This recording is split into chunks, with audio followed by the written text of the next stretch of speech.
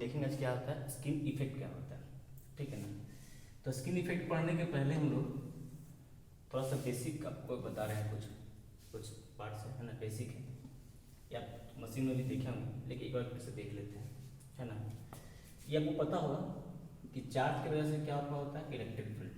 Charge की वजह से क्या सेटअप होता है आपका, इलेक्ट्रिक फील्ड।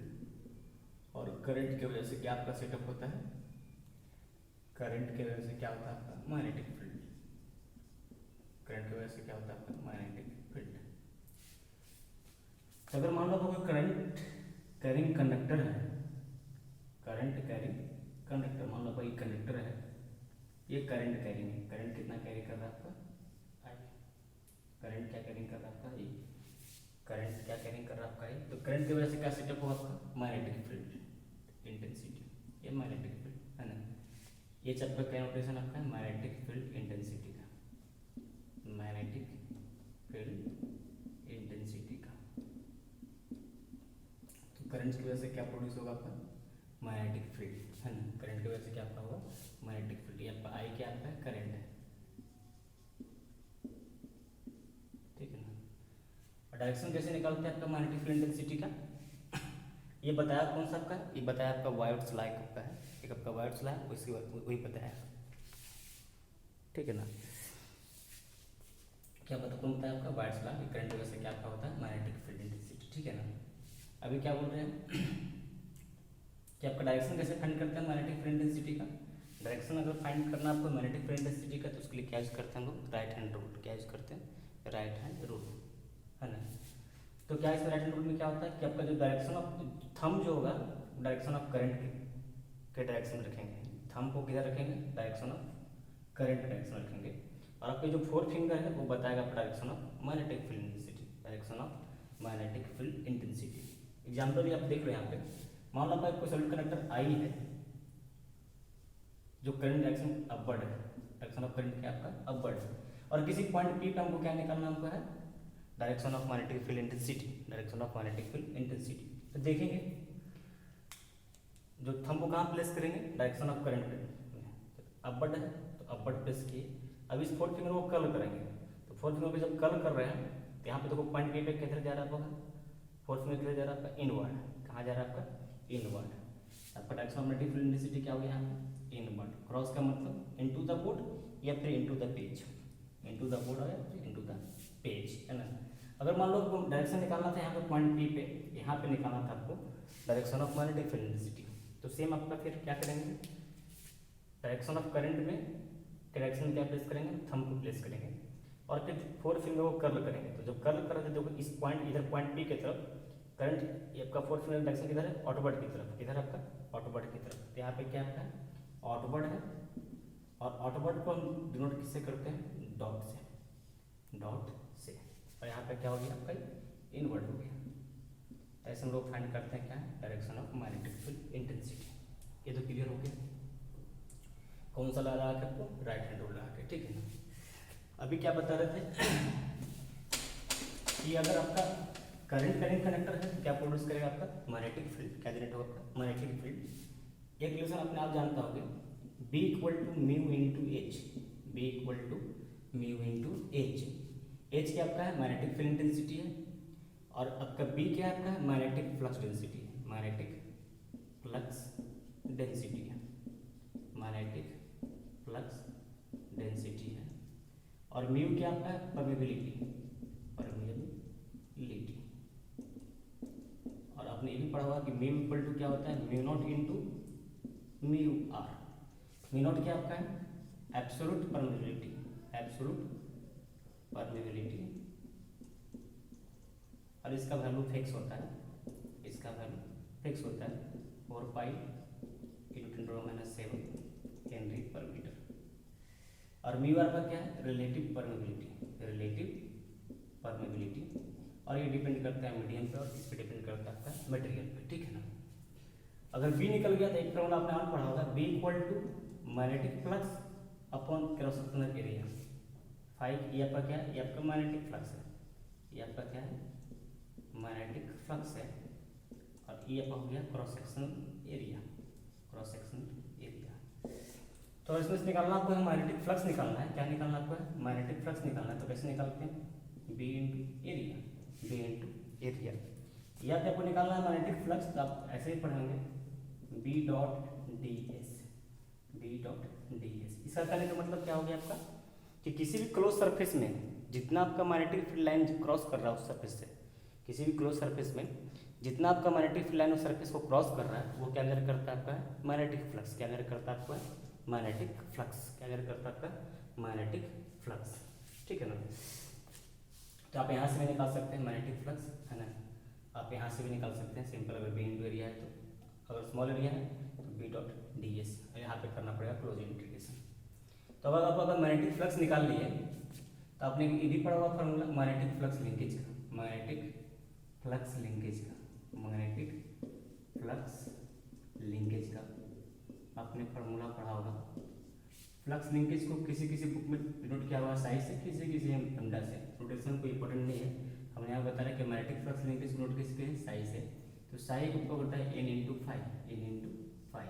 फाइव क्या आपका हो गया? हम बताएंगे यहाँ पे मैग्नेटिक फ्लक्स।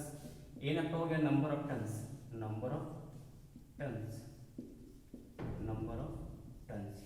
और साइज क्या हो गया आपका? Magnetic flux linkage. ठीक है ना? ये भी पढ़ा होगा आपने।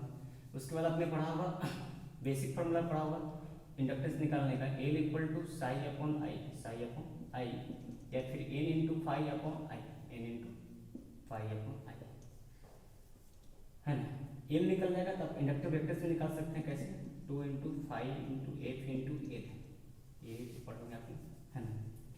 और आपको मालूम है बेसिकली बेसिक प्रॉपर्टी क्या होता है इंडक्टर का? अपोज करता है flow of the current, oppose the flow of current.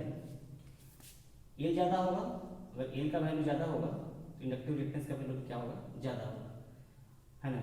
और जहाँ पे एल ज़्यादा होगा वहाँ पे एक्सएल का वैल्यू ज़्यादा होगा, और एक्सएल का वैल्यू ज़्यादा होगा वहाँ पे, तो वहाँ पर अगर करंट ज़्यादा देंगे तो वहाँ करंट क्या होगा? करंट कम होगा, करंट क्या होगा? रिड्यूस होगा। तो ये आपका पूरा बेसिक था। अगर ये आपको मालूम है तो आपका स्किन इफेक्ट समझने में ज़्यादा परेशानी नहीं होगी। ठीक है? तो एक बार नोट करना है तो आप नोट कर सकते हैं इसको, बेसिक को। ठीक है?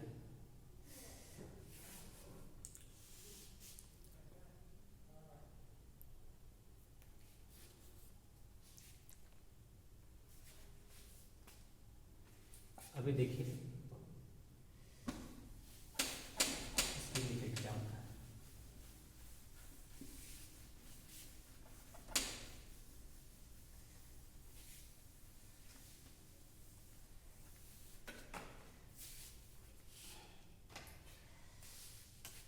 स्किन इफेक्ट एक्चुअली ये यूनिट आपका थर्ड में पढ़ना था, लेकिन हम लोग को बंडल कनेक्टर पढ़ने के पहले आपको जीएमडी जीएमआर आपको पता होना चाहिए, तभी उसका एडवांटेज में आएगा बढ़िया से। और उसके लिए आपको स्किन इफेक्ट पता होना चाहिए, इसलिए हम लोग ये पढ़ा रहे हैं। ठीक है ना? अभी देखिए स्किन इफेक्ट क्या कहता है कि आपका जो करंट का डिस्ट्रीब्यूशन है आपका नॉन यूनिफॉर्म, करंट का जो डिस्ट्रीब्यूशन है वो non uniform through out the conductor for a given cross sectional area of the conductor when it is used in AC system, alternating current system.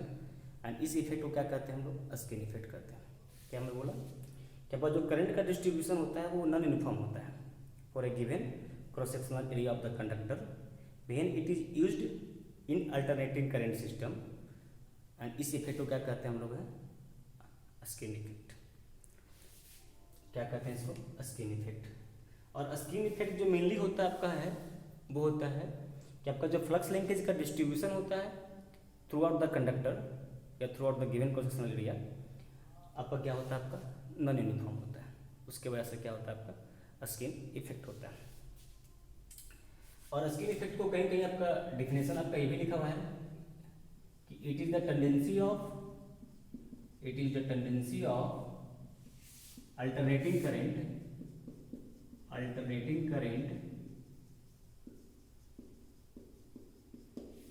to be concentrated only on the surface of the conductor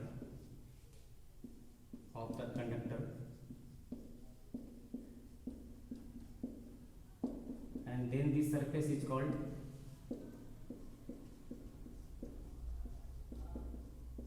skin effect. इसको क्या कहते हैं आपका skin effect, ठीक है ना। कि आपका जो करंट जब आप कभी कंडक्टर को आप यूज करते हैं एसी में, अल्टरनेटिंग करंट सिस्टम में, तो आपका जो करंट जो मेनली होता है ना वो ओनली कहाँ पे फ्लो करता है, only of the surface of the conductor, outer surface of the conductor पे मेनली फॉलो करता है ना। सरफेस से कुछ डिस्टेंस तक मतलब सरफेस पे, आउटर सरफेस पे मेनली करंट के आपका फ्लो करता है ना, near to the outer surface of the conductor पे फ्लो करता है। और उसी के सरफेस को क्या कहते हैं हम लोग हैं स्किन इफेक्ट। तो मैंने सेकेंड चीज उसी बताया था आपको कि आपका जो करंट का डिस्ट्रीब्यूशन होता है through out the conductor, through out the given cross sectional area of the conductor, current का जो डिस्ट्रीब्यूशन होता है वो नॉन यूनिफॉर्म होता है। कब? जब इसको हम लोग यूज करते हैं कहाँ पे, अल्टरनेटिंग करंट सिस्टम में। तो इसको क्या कहते हैं हम लोग हैं स्किन इफेक्ट। और स्किन इफेक्ट जो मेनली होता है कैसे होता है, मेनली आपका जो होता है वो होता है कि फ्लक्स का, फ्लक्स लिंकेज का आपका जो डिस्ट्रीब्यूशन है वो नॉन यूनिफॉर्म होता है, ठीक है ना। वो क्या होता है आपका नॉन यूनिफॉर्म होता है। और वो कैसे होता है जो देख रहे हैं।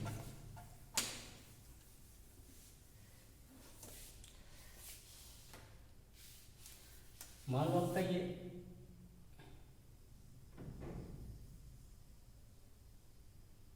एक सॉलिड कंडक्टर है, आपका मान लो क्या है कंडक्टर है, आपका मान लो सिंपल क्या है कंडक्टर है ना। इसमें बहुत सारा फिलामेंट होगा, इसमें बहुत सारा फिलामेंट स्ट्रिप होगा कंडक्टर में, उसको डिवाइड कर देते हैं मान लो।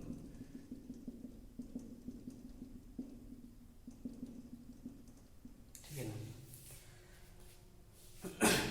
तो यहाँ पे आपका क्या है,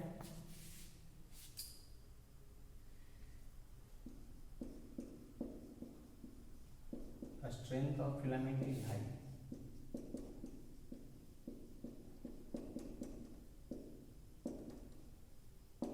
strength of filament is high। और इधर क्या होगा, strength of filament is low।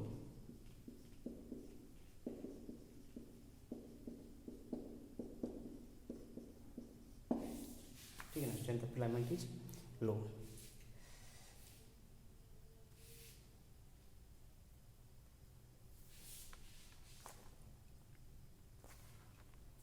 मतलब strength of current filament, strength of current filament is high, और यहाँ पर strength of current filament is low, current filament is low. मैंने क्या किया, कंडक्टर लिया, उसको बहुत सारा स्ट्रिप में, फिलामेंट्री स्ट्रिप में उसको डिवाइड किया। तो देखा गया कि आपका आउटर का जो आपका होगा उसका जो करंट फिलामेंट का स्ट्रेंथ होगा वो हाई होगा, और अंदर क्या होगा आपका लो होगा। वो कैसे पता चला, उसके लिए क्या किए हम लोग, उसके लिए हम लोग क्या किए देखिए, उसके लिए हम लोग क्या किए, मान लो आपका जो कंडक्टर आपका है सेम आपका है ना, इसको एक बड़ा में दिखा है, बड़ा भी छोटा में दिखा है। इसको जब हम लोग यूज करते हैं मान लो एसी में, क्या किस में यूज करते हैं, एसी में। मतलब आपका कंडक्टर है आपका, मान लो ये आपका क्या है सॉलिड कंडक्टर है, मान लो ये आपका क्या है सॉलिड कंडक्टर, मतलब एक स्टैंड से बना हुआ आपका है मान लो, है ना, एल्युमिनियम या फिर कॉपर का मान लो किसी का भी, है ना। ये आपका कंडक्टर है, इसमें हम सप्लाई क्या दीजिए आपका एसी, तो करंट क्या होगा आपका अल्टरनेटिंग, करंट भी क्या होगा आपका अल्टरनेटिंग, अल्टरनेटिंग सप्लाई दिए तो करंट भी क्या होगा आपका अल्टरनेटिंग, है ना, करंट भी क्या होगा आपका अल्टरनेटिंग। तो देखा गया कि आपका जो मैग्नेटिक फ्लक्स होगा, मैग्नेटिक फ्लक्स जो आपका होगा, मैग्नेटिक फ्लक्स जो आपका होगा इनर लेयर का वो हाई होगा as compare to outer layer.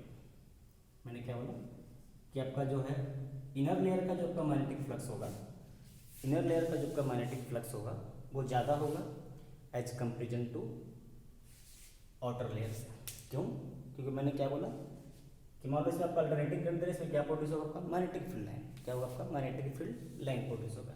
तो मैंने क्या बोला था कि मैग्नेटिक फ्लक्स क्या करता है, मेजर क्या करता है आपको कि किसी भी क्लोज सरफेस में, किसी भी क्लोज सरफेस में उस सरफेस के अंदर जितना आपका मैग्नेटिक फील्ड लाइन जा रहा है, जितना आपका मैग्नेटिक फील्ड लाइन जा रहा है वो जो मेजर करता है, वो क्या मेजर करता है आपका मैग्नेटिक फ्लक्स। किसी भी क्लोज सरफेस में जितना आपका मैग्नेटिक फील्ड लाइन उस सरफेस से क्रॉस कर रहा है, क्लोज सरफेस से, वो क्या मेजर करता है आपको है मैग्नेटिक फ्लक्स। क्या मेजर करता है आपका मैग्नेटिक फ्लक्स।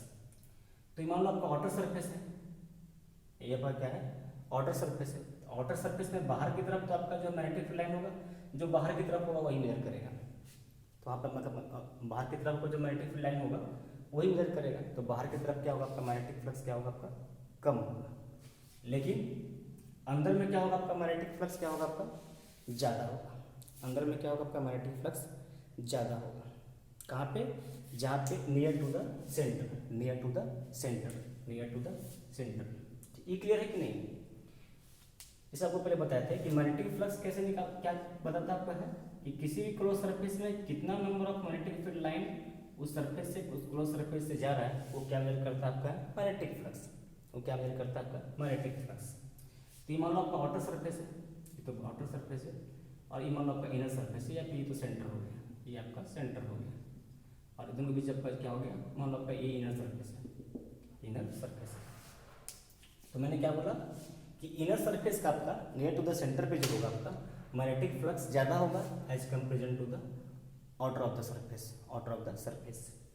मतलब सेंटर के नज़दीक में जो भी आपका सरफेस होगा यहाँ पर आपका मैग्नेटिक फ्लक्स का वैल्यू ज़्यादा होगा as comparison to outer surface. क्यों? क्योंकि आपका जो आउटर सरफेस पर आपका जो मैग्नेटिक फील्ड लाइन मतलब जा रहा है बहुत सारा, तो अंदर में तो बहुत सारा लिंक कर रहा है ना, बहुत सारा मास क्रॉस कर रहा है, तो अंदर का आपका मैग्नेटिक फ्लक्स का वैल्यू ज़्यादा होगा एज कंपेरिजन टू आपका आउटर सरफेस है, ठीक है ना। अगर आपका मैग्नेटिक फ्लक्स का वैल्यू ज़्यादा होगा तो मैग्नेटिक फ्लक्स लिंकेज भी आपका क्या होगा ज़्यादा होगा। मैग्नेटिक फ्लक्स लिंकेज भी क्या होगा इनर सरफेस का ज़्यादा होगा। मैग्नेटिक फ्लक्स ज़्यादा होगा तो फ्लक्स लिंकेज N/5, तो मैग्नेटिक फ्लक्स लिंकेज जो भी होगा इनर का आपका क्या होगा ज़्यादा होगा। किसका होगा? इनर का आपका, इनर लेयर का आपका ज़्यादा होगा, इनर लेयर आपका क्या होगा ज़्यादा होगा। अगर मैग्नेटिक फ्लक्स लिंकेज ज़्यादा होगा है ना, तो एल का वैल्यू क्या होगा आपका ज़्यादा होगा, क्योंकि एल इक्वल टू क्या होता है साई अपॉन आई। अगर साई का वैल्यू ज़्यादा है तो एल का वैल्यू क्या होगा आपका ज़्यादा होगा। अगर एल का वैल्यू ज़्यादा है तो वहाँ पे करंट क्या होगा कम होगा, करंट क्या होगा वहाँ पे कम होगा। तो इनर सरफेस पे आपका जो क्या होगा नियर टू द सेंटर आपका जो सरफेस होगा वहाँ पे करंट कम फ्लो करेगा, वहाँ पे करंट कम फ्लो करेगा। अब चूंकि आउटर सरफेस में क्या है, आउटर सरफेस पे क्या है, ये सरफेस ऑफ द कंडक्टर पे क्या है आउटर लेयर बोलो या फिर सरफेस ऑफ द कंडक्टर बोलो, सरफेस ऑफ द कंडक्टर बोलो, outer surface of the conductor बोलो, वहाँ पर क्या आपका है मैग्नेटिक फ्लक्स आपका क्या है आपका कम है। मैग्नेटिक फ्लक्स कम है तो फ्लक्स लिंकेज भी क्या होगा वहाँ पे आउटर में क्या होगा कम होगा। अगर फ्लक्स लिंकेज भी कम होगा तो आपका एल का वैल्यू भी क्या होगा, एल का वैल्यू भी क्या होगा कम होगा, एल का वैल्यू भी क्या होगा कम होगा। और इंटरफेस के लिए क्या करता है opposite the flow of current. अगर एल का वैल्यू कम होगा तो आई का वैल्यू क्या होगा वहाँ पे ज़्यादा होगा, आई का वैल्यू ज़्यादा होगा। तो यहाँ से हम लोग क्या पता चला कि आपका जो करंट होगा मेनली कहाँ पे फ्लो करेगा आपका सरफेस ऑफ द कंडक्टर पे। और ऐसा नहीं कि इनर सरफेस अब करंट फ्लो नहीं करता, लेकिन बहुत कम है ना। मेनली आपका जो मेनली आपका करंट है कहाँ से फ्लो करता है पास करता है आपका सरफेस ऑफ द कंडक्टर पे, ठीक है ना। ये तो हो गया यहाँ पे। और एक चीज़ और देख लीजिए कि आपका रेजिस्टेंस आपका निकालने का बेसिक प्रॉपर्टी क्या आपका है रो एल बाई ए, ये होता है रो एल बाई ए। तो अगर मान लो आपका एसी सिस्टम यूज किया है तो आर ए सी हम लिख रहे हैं यहाँ पे R A C equal to rho L upon A है ना। अभी जो ए है आपका क्या होता है एरिया होता है, क्या होता है आपका एरिया। अभी देखो जो दिखने में एरिया है एक होता है आपका फिजिकल क्रॉस सेक्शनल एरिया, एक होता है आपका इलेक्ट्रिकल क्रॉस सेक्शनल एरिया। तो फिजिकल मतलब जो आपका दिख रहा है, जो आपका दिख रहा है। तो इस केस में आपका जो है फिजिकल क्रॉस सेक्शनल एरिया और इलेक्ट्रिकल क्रॉस सेक्शनल एरिया दोनों डिफरेंट है। क्या आपका है दोनों डिफरेंट है। वो कैसे? क्योंकि आपका जो करंट है, जो मेनली आपका जो करंट है वो फॉलो कहाँ पे कर रहा है outer surface of the conductor पे, तो near to the surface of conductor पे। मान लो इस सरफेस पे आपका करंट क्या है मेनली फ्लो कर रहा है। ऐसा नहीं कि यहाँ पे करंट नहीं है, यहाँ पे करंट का वैल्यू है लेकिन बहुत कम है, बहुत कम है, यहाँ पे कम करंट फ्लो, ठीक है ना। तो आपका इसमें जो आपका है इस केस में फॉर एसी सिस्टम जब यूज कर रहे हैं इस केस में आपका जो है इलेक्ट्रिकल क्रॉस सेक्शनल एरिया जो आपका है, इलेक्ट्रिकल क्रॉस सेक्शनल एरिया जो आपका है वो लेस है किससे फिजिकल क्रॉस सेक्शनल एरिया से, फिजिकल क्रॉस सेक्शनल एरिया से, फिजिकल क्रॉस सेक्शनल एरिया से। इलेक्ट्रिकल क्रॉस सेक्शनल एरिया करने का मतलब जितना एरिया में मेन करंट फ्लो हो रहा है, जितना एरिया में मेन करंट फ्लो हो रहा है। और फिजिकल क्रॉस सेक्शनल एरिया करने का मतलब क्या हो गया, जो आपका दिख रहा है, जो आपका एरिया ऑफ कंडक्टर है, मेन कंडक्टर है ना। तो मैंने क्या बोला, जब इसको एसी में यूज किए तो आर एसी निकाले तो रो एल बाई ए, और ए यहाँ पे क्या होता है आपका electrical cross sectional area, electrical cross sectional area. तो इलेक्ट्रिकल क्रॉस सेक्शनल एरिया इसमें जो क्या है आपका है, कम है किससे, फिजिकल क्रॉस सेक्शनल एरिया से। और इसको हम ए को यहाँ पे यूज कर रहे हैं ए डैश, क्या यूज कर रहे हैं ए डैश। ये आपका हो गया पहला पार्ट, ठीक है ना। अभी मैं क्या बोल रहा हूँ, सेकेंड चीज, सेकेंड चीज। अब सेम कंडक्टर को हम यूज करेंगे किसमें, आपका डीसी में, इसमें यूज करेंगे डीसी सप्लाई में। हम इसमें क्या किसमें यूज किए आपका, एसी सप्लाई में। अब हम इसको यूज कर रहे हैं किसमें, आपका डीसी सप्लाई में। मान लो आपका सेम कंडक्टर लिए है ना, और इसको हम यूज कहाँ पे कर रहे हैं, डीसी सप्लाई में। किसमें यूज कर रहे हैं, डीसी सप्लाई में। सेम कंडक्टर का यूज कहाँ पे कर रहे हैं, डीसी सप्लाई में, ठीक है ना। जब डीसी में यूज करेंगे, डीसी सप्लाई दिए तो यहाँ पे जब का स्टेडी डीसी करंट पास करेगा, स्टेडी डीसी करंट पास करेगा, स्टेडी डीसी करंट पास करेगा। ये सप्लाई क्या दिए हैं, डीसी दिए हैं सप्लाई, तो यहाँ पे स्टेडी डीसी करंट पास करेगा। अब जब करंट डीसी होगा तो इसमें आपका कोई फ्लक्स लिंकेज का या फ्लक्स का कोई इसमें इशू ही नहीं होगा। इसमें इंडक्टेंस का वैल्यू क्या होगा, आपका जीरो होगा। इसमें इंडक्टेंस का वैल्यू क्या होगा, जीरो होगा।